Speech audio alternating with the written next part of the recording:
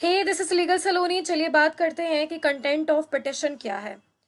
Content of petition यानी कि petition लिखते समय, केस करते समय आपको क्या क्या चीज़ें ध्यान में रखनी है एज अ डेटर। और अगर आप क्रेडिटर हैं तो आपको क्या ध्यान रखना होगा।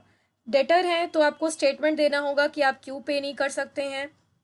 उसके बाद प्लेस ऑफ रेसिडेंस क्या है आपका, बिजनेस कहाँ होता था, अगर आपको अरेस्ट किया गया है तो आपका अरेस्ट का कस्टडी प्लेस क्या है, आपको क्लेम क्या करना है, आपका क्लेम क्या है, और उनके सारे जो भी क्रेडिटर्स हैं उनका नाम लिखना है कि उनका क्या क्लेम है और रेसिडेंस क्या है।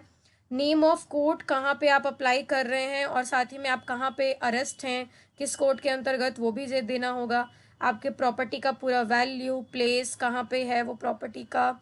उसके बाद डिक्लेरेशन देना होगा कि जो पर्सन है डेटर वो पे करना चाहता है। उसके बाद स्टेटमेंट कि वो जो पिटिशन फाइल कर रहा है वो पहले भी पिटिशन डाल चुका था और एडजस्ट हो चुका था इंसॉल्वेंट। अगर वो पहले भी एडजस्ट हो चुका था तो फिर उसका क्या क्या ग्राउंड था, और अगर उसका जो भी पिटिशन था वो पहले भी डिसमिस हो चुका है तो क्यों डिसमिस हो चुका है, उसका रीजन। ये सभी चीजें क्या है पिटिशन में डालने होंगे डेटर्स को। और उसके बाद क्रेडिटर को डालना होगा सिंपल चीज, प्लेस ऑफ रेसिडेंस कहाँ रहता है, उसके बाद एक्ट ऑफ इंसॉल्वेंसी कैसे हुआ, डेट क्या है कमीशन का, और अमाउंट कितना वो क्लेम कर रहा है। Interim proceedings against debtor before adjudication यानी कि अभी जब अगर जजमेंट नहीं आया है तो उसके पहले या फिर पिटिशन के एडमिशन के समय एकदम मतलब स्टार्टिंग में ही आप क्या कर देंगे, ये अगेंस्ट डेटर के तरफ आप एक प्रोसीडिंग्स चला सकते हैं। ये क्यों होगा, तो एक रिजनेबल सिक्योरिटी होना चाहिए कि वो भाग जाएगा, वो नहीं पे करेगा, नहीं सिक्योरिटी देगा, तो उसको आप सिविल प्रिजन में, सिविल जेल में आप डाल सकते हैं। क्योंकि हम लोग सब लोग जानते हैं कि सिविल केसेस में जेल नहीं होती है, आपको कंपनसेशन बस देना होता है, आपको कोई भी और नहीं पनिशमेंट मिलता है। लेकिन वहीं कभी कभी ये सब जो केसेस होते हैं उसमें आपको सिविल प्रिजन दिया जा सकता है। तो वही है, आपको इंटरम प्रोसीडिंग्स आपके खिलाफ स्टार्ट हो जाएगा, मतलब डेटर के खिलाफ। और इंटेंट ऑफ डेटर क्या है, अगर उसका डेटर का डिफीट करना है, भागना है, तो फिर आप क्या करेंगे, उसका प्रॉपर्टी भी अटैच कर सकते हैं और वारंट इशू भी हो सकता है, और उसको बिना बेल के अरेस्ट भी किया जा सकता है according to provincial insolvency act. अभी ये सब लागू नहीं है, अभी क्या लागू है हम लोग वो उसको पढ़ना पड़ेगा इंसॉल्वेंसी बैंक्रप्सी कोड 2016 में। ये सभी हट चुका है नियम, लेकिन हाँ ये सब नियम याद रखने के लिए ईजी है क्योंकि ये जेन्युइन नियम है। हम लोग अगर कोई भाग सकता है डेटर तो उसके खिलाफ इंटरम प्रोसीडिंग्स स्टार्ट कर सकते हैं, उसको कैद कर सकते हैं ताकि वो भागे नहीं और आपका पैसा पे करे।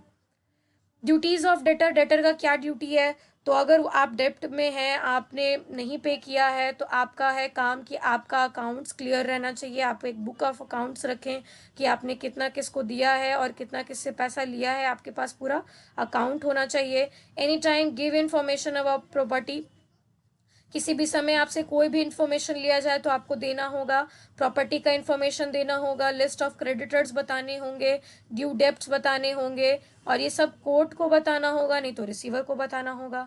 इतना इजी लैंग्वेज में बेयर एक्ट में नहीं दिया गया है, इतना इजी लैंग्वेज में हम लिख के यहाँ पे आपके लिए लाए हैं। तो इसका प्लीज फायदा उठाइए और काफी ध्यान से आप पढ़िए, तो आपको सारे सेक्शंस बहुत इजीली याद हो जाएंगे।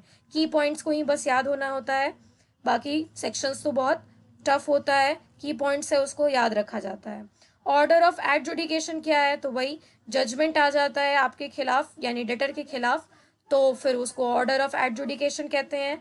Petition not dismissed then order of adjudication and within period of debtor shall apply for discharge. अगर एडजुडिकेशन कोर्ट ने आपके खिलाफ कर दिया है कि हाँ ये जो बंदा है, ये जो है ये क्या है, और ये जो है ये डेटर है, ये नहीं अब फुलफिल कर सकता है, ये इंसॉल्वेंट है, तो फिर आपका डिसमिस नहीं हुआ पिटिशन, आपको एक्सेप्ट कर लिया गया है। या तो क्रेडिटर का पिटिशन था तो वो एक्सेप्ट हुआ, या तो आपने ही अपने खिलाफ किया था तो वो ही एक्सेप्ट हो गया, तो आप क्या हो चुके हैं, डिक्लेयर हो चुके हैं इंसॉल्वेंट।